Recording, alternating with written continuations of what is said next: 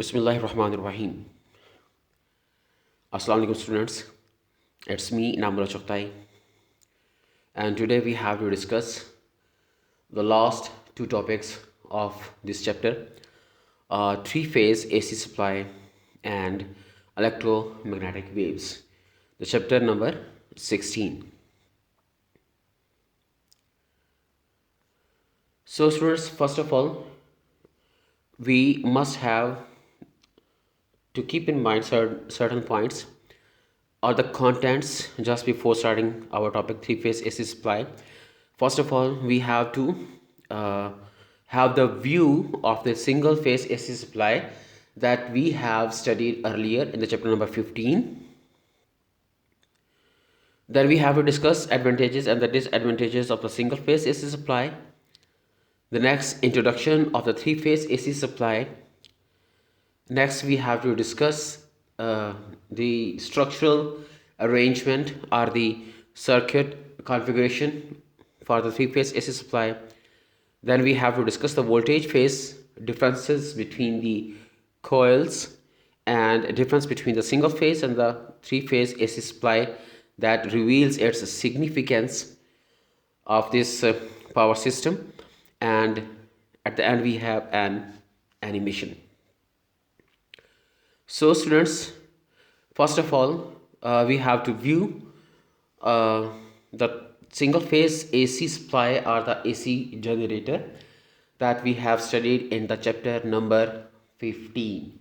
आपको याद होगा जब नंबर 15 में हम लोगों ने पढ़ा था AC एक ऐसी डिवाइस होती है जो कि मैकेनिकल एनर्जी को इलेक्ट्रिकल एनर्जी में कन्वर्ट करती है,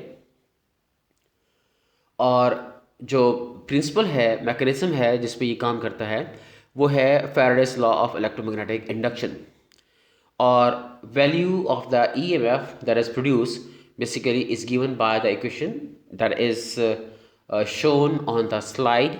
V is equal to n omega AV sin theta, where theta is the angle between the plane between the B and the vector area A of the coil. The simple components, the structural arrangement of the AC supply is shown in this animation. You can see students, इस animation में हमें components of the AC supply दिखाए गए हैं, जिसमें आपको components नज़र आ रहे होंगे. Magnetic north and south pole magnetic field, इसके अलावा हमारे पास कॉयल है, कार्बन ब्रशेस हैं, स्लिप रिंग्स हैं जो आप पहले पढ़ चुके हैं, और ये एक एक्सटर्नल लोड या रेजिस्टर के साथ इसको कनेक्ट किया गया है.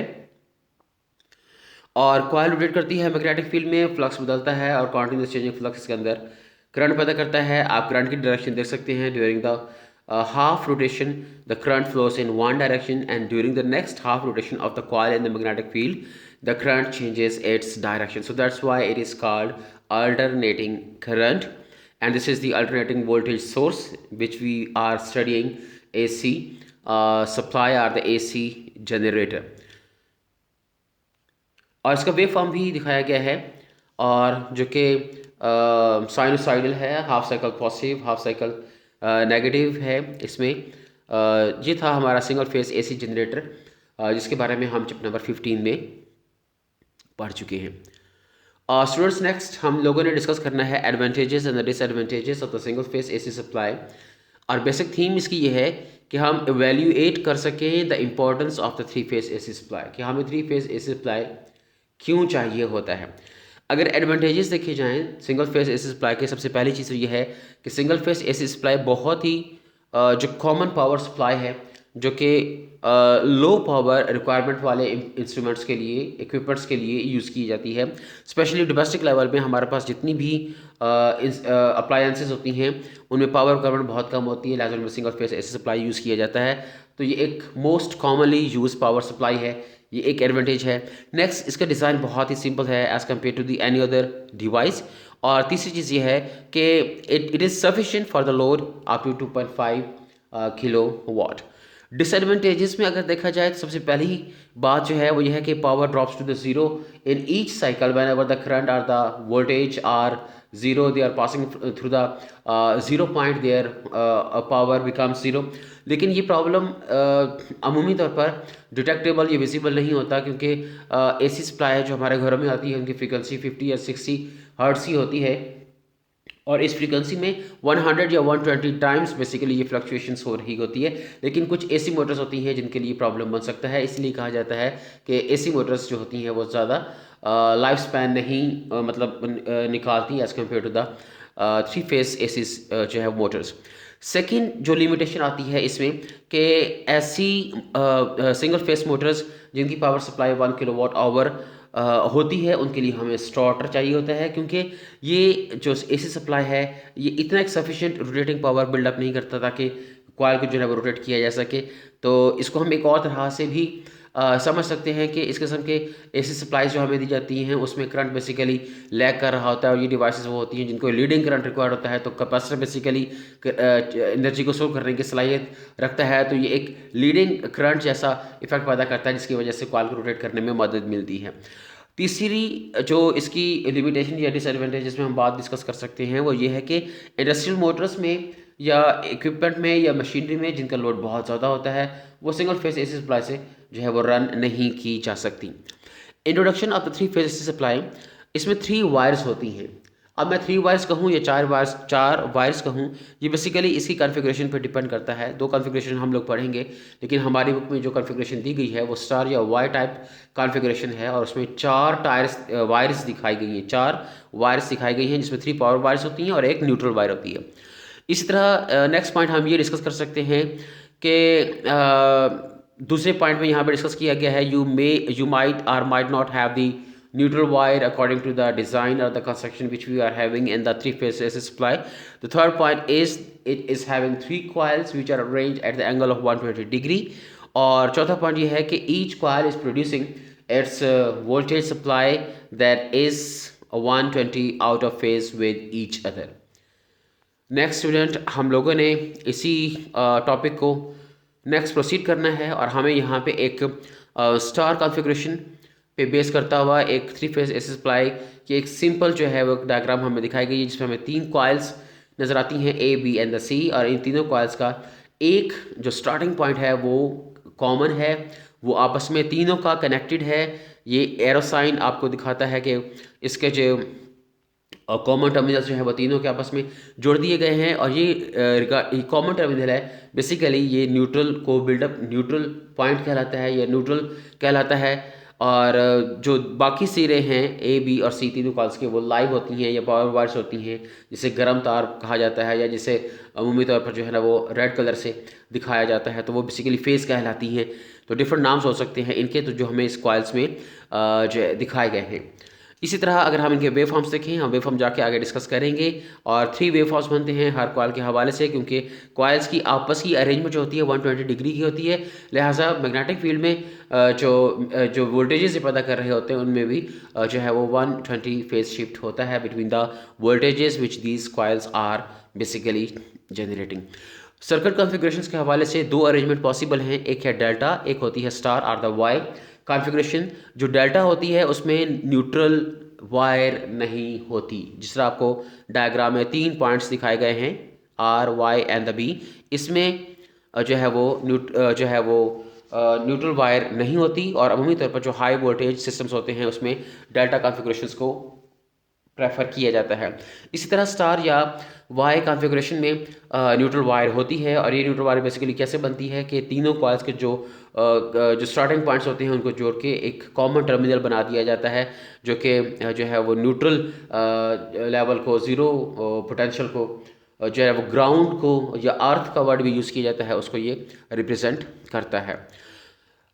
वोल्टेज फेज डिफरेंस में अगेन ये वही डायग्राम जो अभी हम पहले देख चुके हैं कि 3 हमारे पास कॉइल्स थी A, B, C, और यहाँ पे भी वही 3 कॉइल्स दिखाई गई हैं। आप यहाँ पे देख सकते हैं कि आपको राइट मोस्ट साइड पे स्मॉल अल्फ़ाबेट्स में ABC लिखा नज़र आ रहा है। तो ये जो लाइंस हैं बेसिकली इनके वोल्टेजेस के लेवल को ज़ाहिर करती हैं। तो इसमें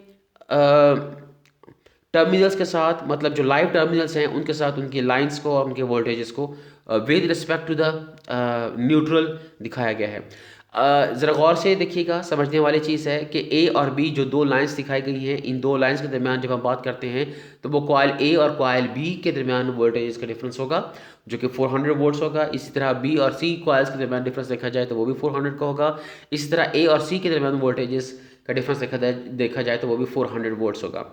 और अगर हम इनमें से किसी कॉइल के वोल्टेजेस को न्यूट्रल के साथ कंपेयर करते हैं, मींस ए को डी के साथ न्यूट्रल के साथ कंपेयर कर लें, या बी को डी के साथ अगेन न्यूट्रल के साथ कंपैरिजन कर लें, या सी का न्यूट्रल के साथ कंपैरिजन कर लें, तो न्यूट्रल के साथ हर एक कॉइल के जो वोल्टेज बनते हैं वो 230 बनते हैं। इसमें ये एक बात इंपॉर्टेंट है कि हर एक कॉइल 230 वोल्ट पैदा कर रही है, लेकिन इस पूरे एसी सप्लाई का जो है वो जो आउटपुट होगी वो 3 टाइम्स ऑफ द 230 नहीं होगा। और उसकी वजह यह है कि जब एक कॉइल अगर ज़ीरो फेस पे है और वो ज़ीरो जो आउटपुट दे रही है, वोल्टेज की वैल्यू ज़ीरो है, तो दूसरी कॉइल 120 के एंगल पे होगी और 120 फेस पे कुछ ना कुछ वोल्टेज दे रही होगी। इस तरह जो तीसरी कॉइल है वो 240 के एंगल पे होगी और वो 240 के फेस पे कुछ ना कुछ दे रही होगी, वोल्टेज पैदा कर रही होगी। इस तरह तीनों कॉइल्स के वोल्टेजेस का जो वेक्टर सम होता है वो कैलकुलेट किया जाता है, जो कि अमूमी तौर पर 400 या 415 वोल्ट्स के करीब बनता है। इसी तरह यहाँ पे डायग्राम में भी आपको 3 फेजेस दिखाई गई हैं और इन 3 फेजेस को 120 के एंगल पे चेंज होता हुआ दिखाया गया है। आप याद रखेंगे कि हमारे पास टोटल सप्लाई जो हमारे पास मिलेगी, जो आउटपुट होगी इस किस्म के जनरेटर्स की 3 फेज पावर सप्लाई की, वो 400 वोल्ट्स होता है, जो कि सफिशिएंट है किसी भी हैवी लोड को रन करने के लिए। नेक्स्ट हमने डिस्कस करना है difference between the single and the 3 phase power supplies. Single phase में और 3 फेस में क्या डिफरेंस होता है। अब सिंगल फेस में सबसे पहली बात यह है, हमने 2 वायर्स की बात की है, एक ठंडी एक गर्म, एक लाल एक काली, इसके वर्ड इस किस्म के यूज़ किए जाते हैं। यहाँ पे हम फेस और न्यूट्रल का वर्ड यूज़ कर सकते हैं कि 2 तारें होती हैं, एक फेस होती है एक न्यूट्रल होती है। जबकि हमारे पास जो 3 फेस सप्लाई होती है उसमें 3 या 4 तारें होती हैं। अब जो हमारे पास डेल्टा अरेंजमेंट है उसमें 3 तारें थी, जो हमारे पास वाई या स्टार अरेंजमेंट है जो हमारी बुक में अवेलेबल है उसमें 4 तारें हैं, जिसमें 3 फेस है, 3 लाइव वायर्स हैं और एक न्यूट्रल है, तो 4 तारें हो सकती हैं। इसी तरह दूसरा पॉइंट है कि जो एसी सप्लाई होता है सिंगल फेस वो 230 वोल्ट्स पैदा कर सकता है, जबकि 3 फेस वाला जो है वो 400 वोल्ट पैदा कर सकता है। इसी तरह तीसरा पॉइंट हमारे पास आता है सिंगल फेस में कि same amount of the power अगर हम रखें दोनों जनरेटर्स में, तो सिंगल फेस वाला जो है उसके लिए ज़्यादा तार की ज़रूरत पड़ती है, जबकि same amount of the power for the 3 phase AC supply it requires less wire. इसी तरह जो हमारा सिंगल फेस है वो लो एफिशिएंट है, उसकी एफिशिएंसी कम होती है और लेस पावर ट्रांसफ़र कैपेबिलिटी होती है, जबकि 3 phase is higher comparatively significantly it is of higher efficiency and more power transfer capability it is having। और at the end जो सिंगल फेस से सप्लाई होता है उसकी डिज़ाइनिंग और कंस्ट्रक्शन सिंपल होती है, जबकि 3 फेस थोड़ा कंपैरेटिवली कॉम्प्लेक्स होता है। हमें ये एक एनिमेशन दिखाई गई है जिसमें 3 कॉइल्स दिखाई गई हैं, येलो कलर की, ग्रीन कलर की और रेड कलर की। ये 3 कॉइल्स हैं जो कि मौजूद हैं और इन तीनों कॉइल्स में बेसिकली एक कॉमन पॉइंट है जो ब्लू कलर में दिखाया गया है, जो कि हमारा न्यूट्रल को जाहिर करता है।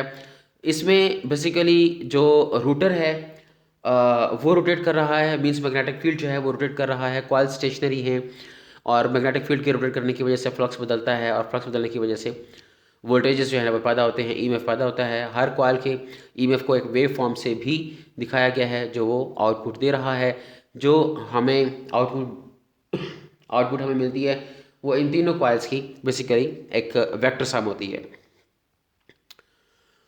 Next students, again we are starting the next topic, electromagnetic waves. First of all we have to discuss its key points, and among these key points first of all we have to have an idea what are the electromagnetic waves. Number 2 we have to view animation, and we have to discuss the self-propagating mechanism, and then we have to discuss the electromagnetic waves. They are periodic in waves nature, and then we have to discuss a little bit about the classification of the electromagnetic waves. तो सबसे पहली चीज़ है कि electromagnetic waves क्या होती हैं। हम लोग पहले पढ़ चुके हैं इलेक्ट्रोमैग्नेटिक वेव्स ऐसी वेव्स होती हैं जिनकी प्रोपिगेशन के लिए मीडियम की रिक्वायरमेंट नहीं होती है। मतलब वो वैक्यूम में स्पेस में जा सकती हैं, उनकी प्रोपेगेशन के लिए मीडियम की रिक्वायरमेंट नहीं होती। ये उसके कंट्रास्ट में है, अपोजिट है मैकेनिकल वेव्स के, कि जिनको मीडियम रिक्वायर होता है, जिसमें ट्रांसवर्स वेव्स जो है और साथ में लॉन्गिट्यूडिनल वेव्स की एग्जांपल्स आती हैं, उनके लिए मीडियम चाहिए होता है। तो इलेक्ट्रोमैग्नेटिक वेव्स के लिए मीडियम नहीं चाहिए होता है। सेकंड पॉइंट ये है कि इनकी कंपोजिशन क्या होती है। इनकी कंपोजिशन में, इलेक्ट्रोमैग्नेटिक वेव्स की कंपोजिशन में दो कंपोनेंट्स होते हैं, उसमें एक इलेक्ट्रिक फील्ड होता है और दूसरा मैग्नेटिक फील्ड होता है। और तीसरे पॉइंट में यह है कि इलेक्ट्रिक फील्ड इंड्यूस करता है मैग्नेटिक फील्ड को और मैग्नेटिक फील्ड इंड्यूस करता है इलेक्ट्रिक फील्ड को। मीन्स ये म्यूचुअली परपेंडिकुलर होते हैं। हमारी बुक में मैक्सवेल का जो है वो जो है रेफरेंस दिया गया है, जिससे मैक्सवेल इक्वेशंस जो हैं वो डिवाइस की, और मैक्सवेल इक्वेशन से उन्होंने इस किस्म के फील्ड्स को एक्सप्लेन करने की कोशिश की, और वहाँ पर उसने फाइनली ये कंक्लूजन दिया कि each of the field is induced by the other field. Means electric field induces magnetic field and the magnetic field induces electric field etcetera. चौथे नंबर पे जो बात की गई है कि ये दोनों फील्ड्स आपस में परपेंडिकुलर होते हैं, 90 के एंगल पे होते हैं। अब यही दो जो फील्ड्स हैं आपको यहाँ पे एक इमेज में दिखाए गए हैं, आप ज़रा गौर से देखिएगा। इसमें जो ब्लू कलर की वेव है ये वर्टिकली कंपोज होती हुई नज़र आ रही है, और जो रेड कलर की वेव है वो हॉरिजॉन्टली एक्सिस पे मूव करती हुई नज़र आ रही है। तो इसका मतलब ये हुआ कि दो कंपोनेंट हैं, एक नीला एक लाल, आपको दो कंपोनेंट दिखाए गए हैं। जो नीले वाला है वो इस डायग्राम में इलेक्ट्रिक फील्ड को ज़ाहिर करता है, जो रेड वाला है जो इस डायग्राम में मैग्नेटिक फील्ड को। क्योंकि मैं थोड़ा सा कलर के हवाले से इसलिए कह रहा था कि नेक्स्ट जो हम डायग्राम देखेंगे मे बी इसमें कुछ कलर वेरिएशंस डिफरेंट हो। तो इस डायग्राम में देखिएगा, बहरहाल आपने ये देखना है कि दो कंपोनेंट होंगे। One component is oscillating along the X axis and the second component is oscillating along the Y axis. So it has two components, electric field and the magnetic field. Each of the field is inducing the other field and each of the field oscillating at perpendicular at right angle to the other one. तो ये 3-4 points हैं electromagnetic waves के हवाले से, याद रखिएगा। ये एक एनिमेशन है और इस एनिमेशन में हमें दो कंपोनेंट दिखाए गए हैं, ब्लू एंड द रेड। जो रेड है वो हमारे पास मैग्नेटिक फील्ड दिखाया गया है, और जो ब्लू है वो हमें जो है वो इलेक्ट्रिक फील्ड दिखाया गया है। वर्टिकली अपवर्ड जो है वो आपको ब्लू नज़र आ रहा होगा, जबकि हॉरिजॉन्टल जो है वो मैग्नेटिक फील्ड या कंपोनेंट नज़र आ रहा होगा। तो इस एनिमेशन में इलेक्ट्रोमैग्नेटिक वेव्स के कंपोनेंट या उनकी नेचर के हवाले से बात की गई है। इसमें एक और बहुत इंपॉर्टेंट कंसेप्ट बनता है कि इलेक्ट्रिक फील्ड मैग्नेटिक फील्ड को और मैग्नेटिक फील्ड इलेक्ट्रिक फील्ड को पैदा करता है। और तमाम किस्म की इलेक्ट्रोमैग्नेटिक वेव्स की यही नेचर है, इंक्लूडिंग लाइट, जो हमें चीज़ों को देखने के काबिल बनाती है, जिसको हम विजिबल रीजन कहते हैं। इसी तरह एक और एनिमेशन दिखाई गई है जिसमें नो डाउट थोड़ा सा वहाँ पे कलर ब्लू वाला नज़र नहीं आ रहा था, इसलिए इसको जो है वो ऐड किया गया है। अदरवाइज़ ये दोनों एनिमेशन सेम हैं। नेक्स्ट है self propagating mechanism. Self propagating mechanism क्या होता है? अभी हमने यहाँ पे देखा कि जो ब्लू कलर है, सपोज रेड कलर को और रेड कलर ब्लू कलर को, मीन्स कि इलेक्ट्रिक फील्ड मैग्नेटिक फील्ड को और मैग्नेटिक फील्ड इलेक्ट्रिक फील्ड को पता करता है। तो each of the field is being induced by the other. इसे सेल्फ प्रोपेगेशन कहते हैं। इसे सेल्फ प्रोपेगेशन कहते हैं कि इलेक्ट्रिक फील्ड मैग्नेटिक फील्ड को पैदा करेगा और मैग्नेटिक फील्ड इलेक्ट्रिक फील्ड को पैदा करेगा। इसी कंसेप्ट को यहाँ पे दिखाया गया है। जो ब्लू कलर है यहाँ पे अब मैग्नेटिक फील्ड के लिए है, और जो रेड कलर है वो हमारे पास इलेक्ट्रिक फील्ड के लिए है। सबसे सेंटर में जो हमें एक सर्कल, एक सिलेंड्रिकल, एक शेप जो नज़र आ रही है, सपोज वो एक मैग्नेटिक फील्ड की है। उस ब्लू मैग्नेटिक फील्ड के बाहर देखिए रेड एक और रीजन नज़र आ रहा है जो कि इलेक्ट्रिक फील्ड है। अब ये इलेक्ट्रिक फील्ड अपने बाहर मैग्नेटिक फील्ड पैदा करेगा, अगेन ब्लू लाइन आएगी। ये ब्लू लाइन जो कि मैग्नेटिक फील्ड है अपने बाहर एक और इलेक्ट्रिक फील्ड पैदा करेगा, अगेन जो रेड लाइन आएगी।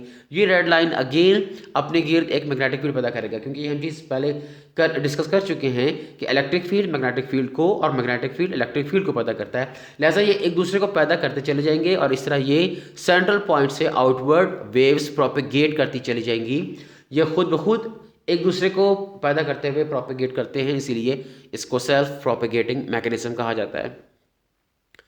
इलेक्ट्रोमैग्नेटिक वेव्स पीरियोडिक वेव्स होती हैं, मींस एक स्पेसिफिक इंटरवल के बाद ये अपने आप को रिपीट करती हैं। इनमें तमाम तरह प्रॉपर्टीज़ वेव्स वाली पाई जाती हैं, जैसे कि वेव फॉर्म दिखाया गया है जिसमें क्रस्ट की बात की गई है, ट्रफ की बात की गई है जिसमें लैम्डा के हवाले से बात की गई है।